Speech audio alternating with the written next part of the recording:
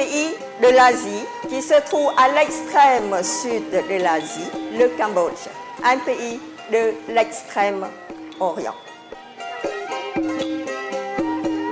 Comme tous les pays d'Asie, la tradition principale est le bouddhisme.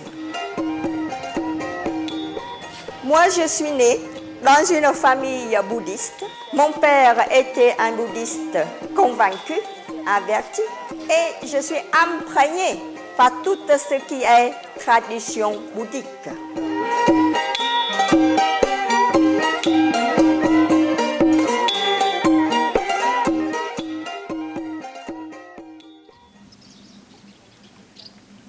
Nous avons vécu un événement assez extraordinaire cet été à l'abbaye d'Hautecombe, en France, avec les 3 jours de la foi qui ont réuni environ 800 jeunes de différents pays européens, de différentes confessions chrétiennes, membres de la Fraternité œcuménique internationale.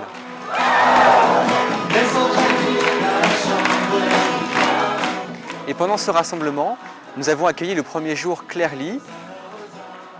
Claire Ly qui est une femme universitaire cambodgienne et qui, dans les camps Khmer rouges, a fait une rencontre du Christ. Alors ce témoignage a beaucoup touché les jeunes présents à Hautecombe, montrant vraiment que, au fond, le Christ peut se révéler à tout homme, toute femme en recherche de la vérité, qu'il soit au fond de l'Asie ou n'importe où ailleurs. En quoi consiste la croyance, le cœur de la croyance du bouddhisme?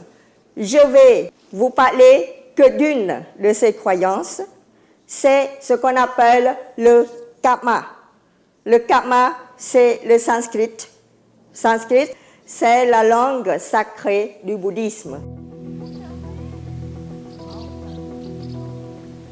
Le karma, ça veut dire textuellement l'acte et ses conséquences. Dans le bouddhisme, on croit que chaque événement, tout ce qui se passe dans notre vie, a toujours une cause. Une cause, un effet. Il n'y a pas de hasard possible dans le bouddhisme. Tout est explicable. C'est-à-dire que si vous êtes heureux actuellement, cela veut dire que vous avez fait beaucoup d'actes positifs, sinon pas dans cette vie, dans votre vie précédente. C'est simplement une loi de la causalité. Si vous souffrez, si vous êtes malheureux, cela veut dire la même chose, c'est que vous êtes en train de récolter les résultats des actes négatifs de votre vie antérieure. C'est dans cette croyance-là que j'ai grandi.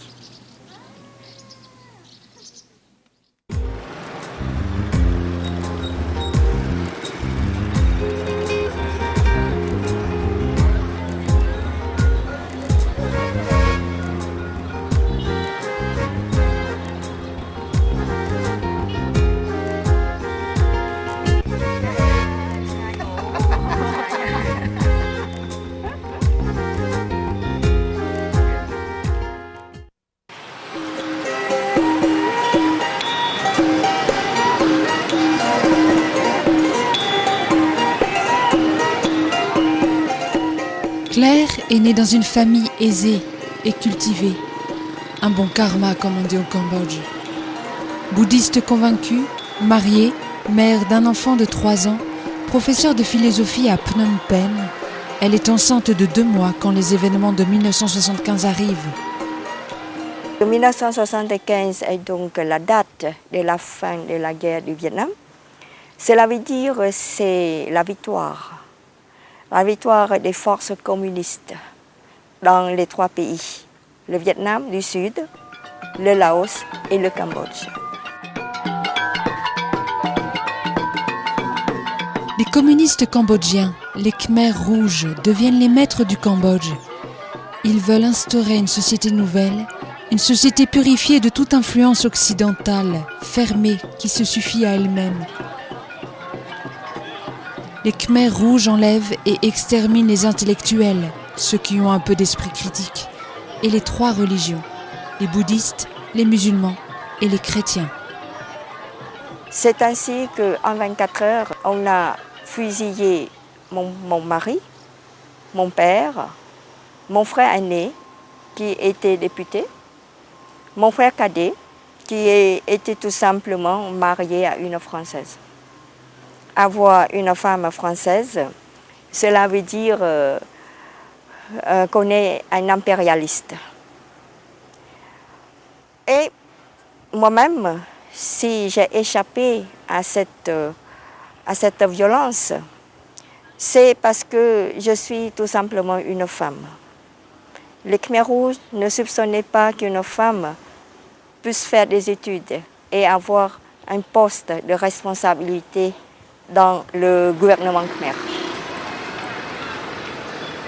Toutes les villes sont vidées. Considérée comme un peuple impur, la population est envoyée dans les rizières afin d'y être purifiée par des travaux forcés. Je suis ainsi partie de chez moi avec mon fils de 3 ans et j'étais enceinte de 2 mois. Le plus dur quand on est obligé ainsi de quitter notre maison, le plus dur, ce n'est pas de perdre les biens matériels. Ce n'est pas cela du tout. Le plus dur, c'est que j'ai l'impression que j'ai perdu mon identité. Je ne sais plus qui je suis vraiment. Jusqu'à maintenant, je pensais que je suis une femme instruite, qui a un poste de responsabilité, qui a un karma, un très bon karma. Mais dans l'espace de 24 heures, tout cela s'est envolé. Il faudrait réapprendre à vivre à la rizière, réapprendre une autre vie, se reconvertir professionnellement. Et ceci dans une violence absolue, dans un climat de délation. C'est dire que les gens n'hésitent pas à vous dénoncer rien que pour un bol de riz. Dans son livre, Claire en parle ainsi. Dans la région où je me trouve, toute la dictature et les atrocités qui l'accompagnent reposent sur une politique de haine. La haine du peuple de la campagne contre le peuple nouveau, le peuple souillé, les gens de la ville. À chaque minute, il faut me battre, m'accrocher à quelque chose pour ne pas sombrer dans l'angoisse et le découragement. Je supporte mal les gémissements et les larmes de ma mère. Dans ce changement radical, quand le karma change de camp,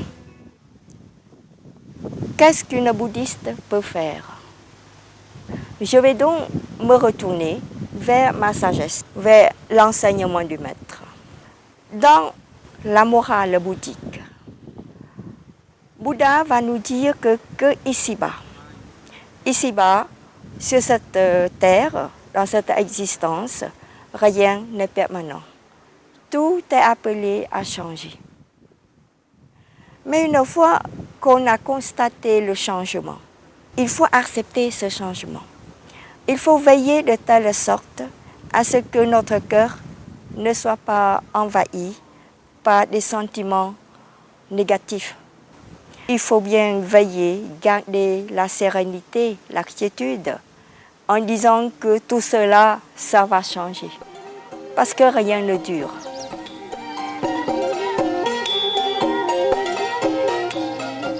Cet enseignement du maître, cette morale, je la connais.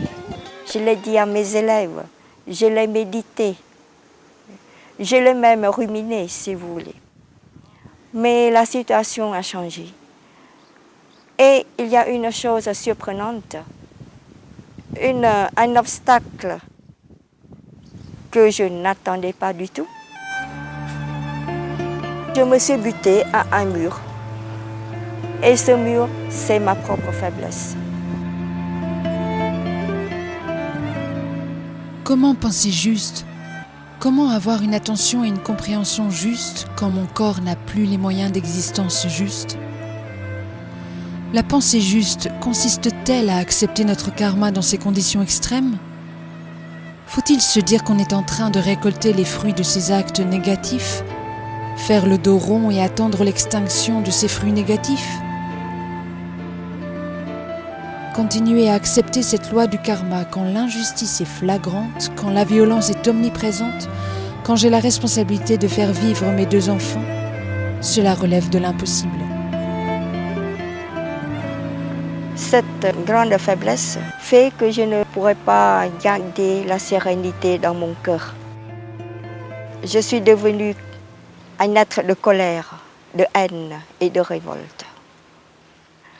Devant la violence quotidienne, devant,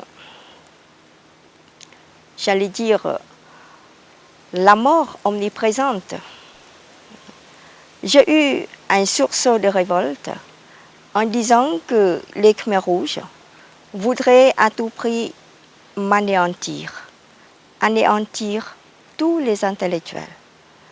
Ma réponse, ce serait de survivre. C'est de ne pas rentrer dans leur plan. C'est de survivre avec mes 2 enfants. Et survivre en attendant de pouvoir leur rendre leur propre violence.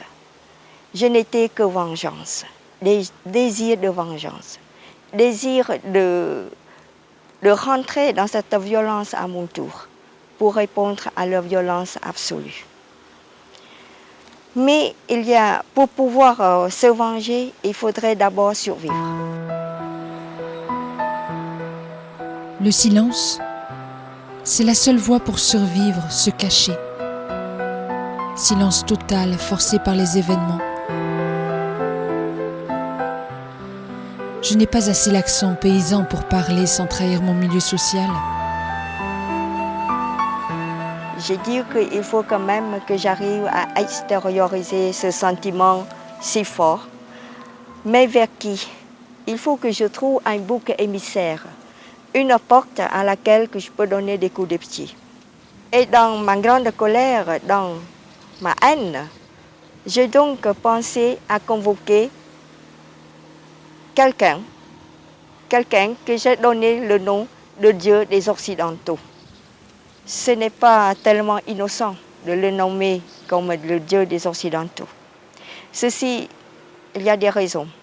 La raison, c'est que pour moi, l'Occident est coupable.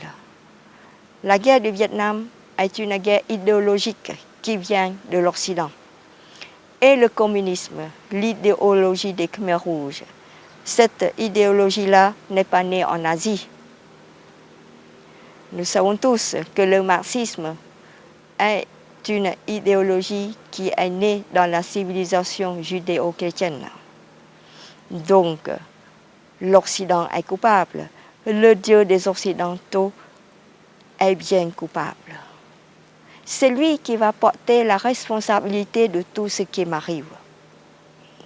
Je vais donc l'insulter matin et soir. Il sera mon bouc émissaire.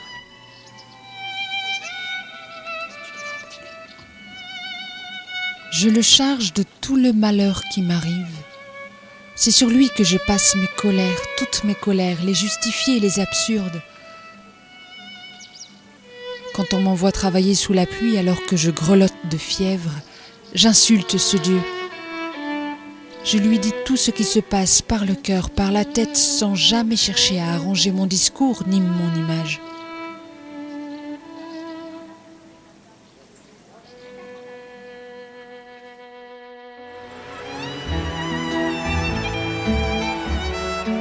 Et le temps s'écoule, rythmé par le jour et la nuit, cadencé par la pluie et le soleil, malgré les coups durs de tous les jours.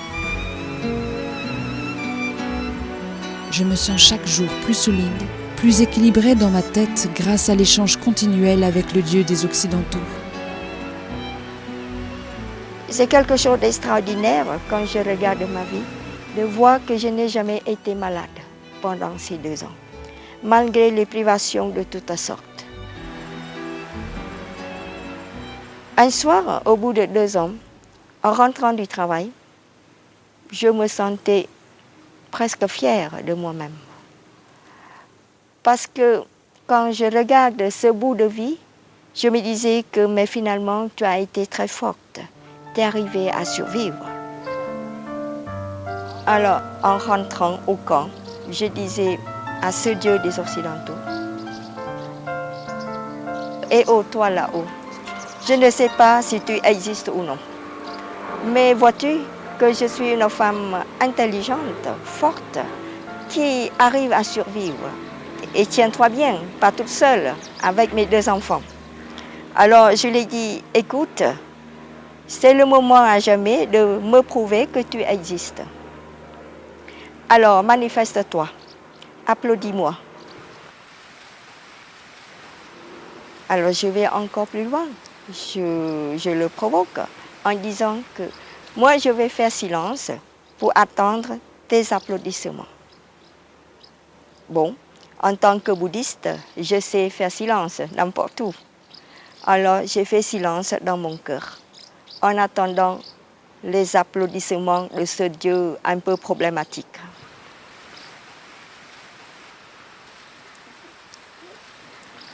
Mais il n'y a pas eu d'applaudissements. Le Dieu des Occidentaux, dans la rizière de Pol Pot, m'a donné quelque chose de surprenant, que la bouddhiste n'attendait pas du tout. C'est quelque chose de surprenant, c'est que j'ai vécu cet instant-là, ce silence-là, comme un silence habité. Comme s'il y avait quelqu'un. Cela m'a beaucoup intriguée. D'habitude, quand je vais travailler ou quand je rentre du travail, je marche toujours les yeux baissés. Parce que je ne veux pas voir le paysage magnifique de mon pays. Cela me révolte. Parce que toute ma vie a changé et pourquoi le paysage reste toujours le même. Mais ce soir-là, ce silence habité et silence. Silence que j'ai levé les yeux. J'ai levé les yeux, vous voyez, le paysage magnifique du coucher de soleil, ça m'a frappé en plein dans le cœur. Et j'ai reçu à cet instant-là comme une paix de cœur. Il faut le faire, recevoir une paix quand on n'a rien du tout. Et quand votre corps est en souffrance. J'ai vécu cela bizarrement. Je me suis demandé d'où elle vient, cette paix. Elle ne peut pas venir de moi, parce que je n'ai rien fait pour mériter. Selon le bouddhisme, pour mériter la paix intérieure, il faudrait beaucoup, il faut surtout se garder de ne pas laisser les sentiments mauvais nous envahir. Mais jusqu'à maintenant, je n'ai fait que, excusez-moi le mot, gueuler. Que gueuler, je n'avais rien fait pour mériter cette paix. Et c'est un cadeau gratuit, un cadeau inattendu. Mais après ce soir-là, mon enfer ne s'est pas changé en paradis. Je continue à vivre dans l'enfer des rizières de Pol Pot 2 ans encore, avant d'être libérée en 1979. Les soldats vietnamiens arrivent dans notre coopérative. Des soldats verts au lieu des soldats noirs. Quel changement! Vous êtes libres de l'esclavage des Khmers rouges. Vive le Vietnam, vive le Cambodge libre. Quelle liberté avons-nous vraiment quand nous restons dans l'ignorance, sans vraiment saisir ce qui se passe dans notre pays? Mon corps, hélas. Mon cœur a retrouvé une certaine sérénité grâce à la compagnie silencieuse d'un Dieu que je suis incapable de définir et dont je suis inapte à dire s'il existe ou non.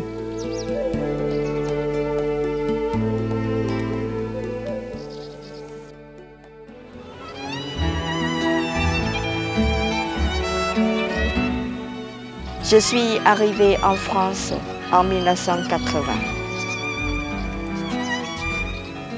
J'ai été reçue avec mes enfants dans un petit village au sud de la France. Refaire sa vie dans un nouveau pays n'est pas chose aisée. Mais quand on a effectué un certain temps de stage dans un régime totalitaire, les problèmes en France ne sont pas insurmontables. Je dirais même qu'ils sont à taille humaine.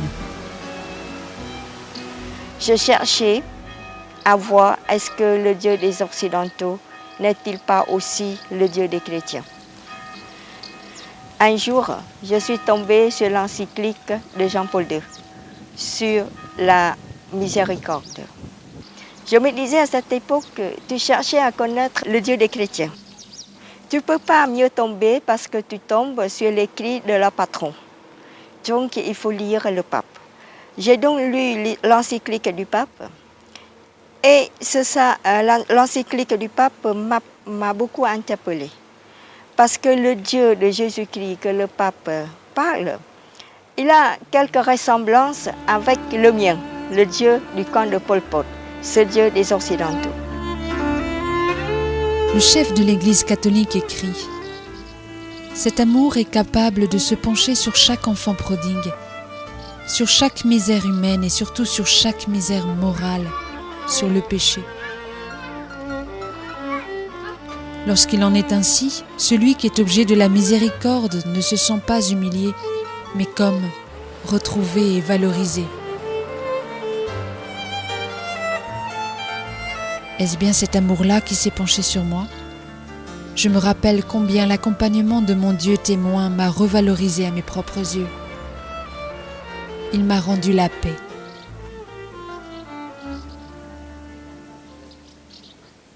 Ceci m'a donné envie de lire l'Évangile. Alors, j'ai demandé l'Évangile à monsieur le curé. Si vous voyez sa tête, comme une bouddhiste qui demande l'Évangile, je lui ai expliqué que je ne pensais pas que j'ai fait quelque chose de mal. Je voudrais simplement vérifier ce qu'a dit votre patron, le pape. Je voudrais simplement avoir accès à son livre de référence. Donc j'ai lu l'Évangile. C'est comme quelque chose de nouveau et qui m'interpelle, qui m'appelle. C'est-à-dire que j'ai beaucoup de respect, beaucoup d'admiration envers ce Jésus de Nazareth. C'est vraiment un homme admirable, un homme si grand, une grandeur humaine incomparable. C'est une folie qu'un tel homme puisse exister. Pour moi, c'est dans l'ordre des choses qu'on l'ait tué, car il était trop dérangeant. Quel maître! Un maître si différent de Bouddha. Sa façon de libérer l'être humain de la force négative me rappelle la libération intérieure vécue dans le camp de Pol Pot. Sa faiblesse. Quand il pleurait son ami Lazare, quand il succombait à l'angoisse, quand il se laissait gagner par la colère, le met à ma portée. C'est peut-être cela que les chrétiens appellent le mystère de l'incarnation. Mais j'arrive pas à admettre que ce Jésus est aussi Dieu. C'est-à-dire que je ne pourrais pas sauter le pas. Mais l'Évangile est devenu mon livre de chevet. Mon livre de chevet, je médite beaucoup sur la parole de ce Jésus de Nazareth.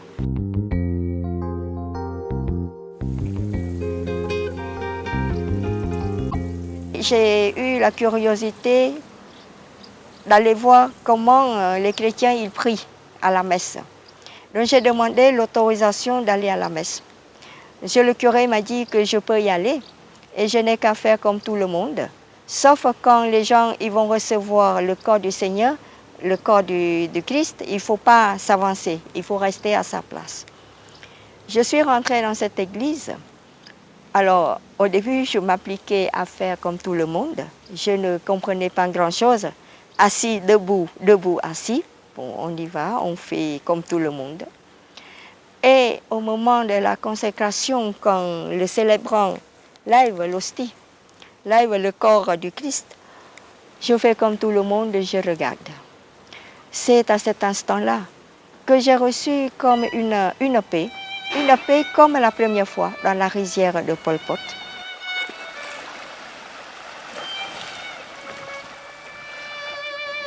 Et cette paix me dit que j'ai marché depuis longtemps déjà à côté de toi, mais tu ne m'as pas reconnu. Et c'est moi, ton Dieu et ton Seigneur.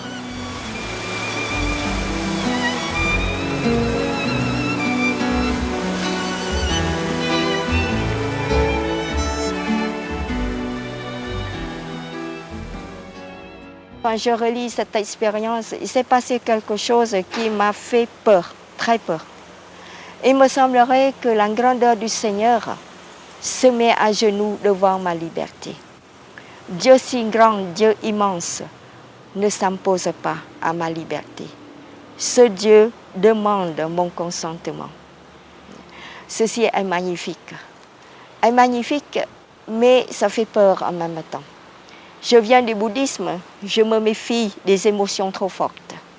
Je ne cherche pas, comme c'est la mode actuellement, l'émotionnel à tout prix. Donc, je n'ai parlé à personne. J'ai attendu 2 mois. J'ai attendu 2 mois afin que cette émotion puisse être ratifiée par ma raison. Au bout de 2 mois, j'ai donc choisi de répondre à cette demande du Seigneur en faisant la démarche de demande de baptême. Et comme tout adulte, j'ai reçu le baptême après 2 ans de préparation. J'ai reçu le baptême le 24 avril 1983 dans le diocèse de Nîmes. Une chose quand même bizarre, c'est que j'ai été baptisée le 24 avril. Et ce n'est pas moi qui ai choisi cette date. C'est à cause de l'agenda de mon évêque. Mais le 24 avril 1975, c'est la date où j'ai tout perdu. C'est la date où on a fusillé tout ce que j'aime. C'est la date où j'ai dû quitter ma maison. Et le 24 avril 1983, j'ai reçu le sacrement du baptême.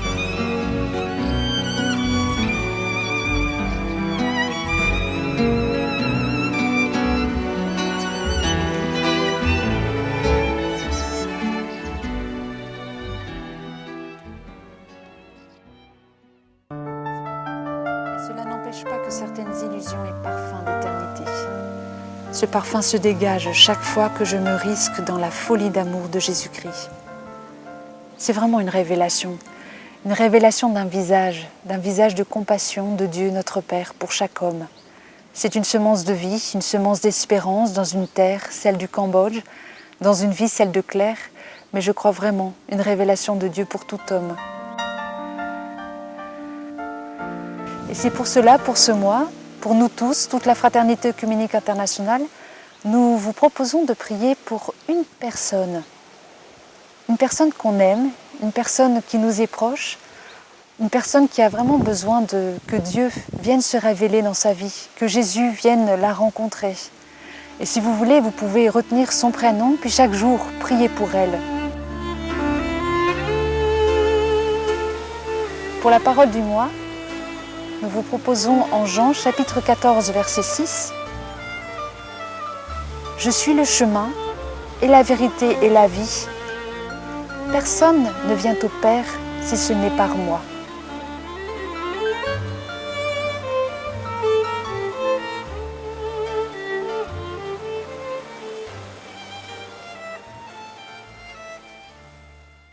Pour en savoir plus, vous pouvez lire le livre de Claire Ly, Revenu de l'enfer, 4 ans dans les camps Khmer, les éditions de l'Atelier, Paris 2002.